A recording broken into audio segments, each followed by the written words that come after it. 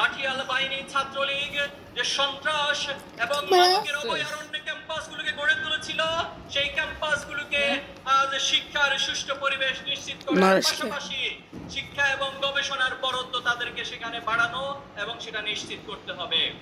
ইসলামী ছাত্র শিবিরের পক্ষ থেকে আমরা 30 দফা দাবি উত্থাপন করেছি। সেই দাবিগুলোকে মেনে নিয়ে সেই দাবির দ্রুত বাস্তবায়নের জন্য আমরা সরকারের কাছে জোর দাবি জানাচ্ছি। বিভিন্ন সময়ে সরকার অহেতুক কিছু সিদ্ধান্ত গ্রহণ করে।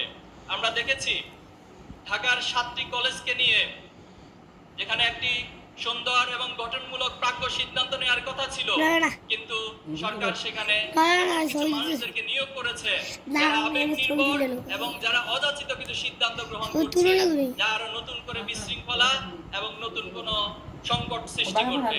এজন্য আমরা সরকারের উদ্দেশ্যে বলতে চাই, 7 কলেজের ক্ষেত্রে সিদ্ধান্ত নেওয়ার জন্য আপনারা এই কলেজগুলোর